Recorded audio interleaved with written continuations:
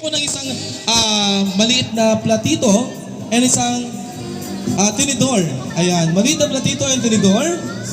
And also, pahingi na rin po ako ng wine, a piece of wine or alak na ating pong isasama sa ating short ceremony.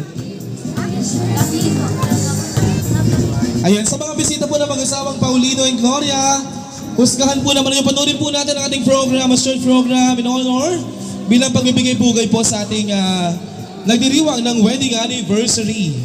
Ayan, pakihanda na po ng wine and as well as our platito. Ayan, gagawin po natin yung ginawa nila 50 years ago. Diba? We will slice the wedding cake as part of their sweetness for almost 50 years. Sana all, ano?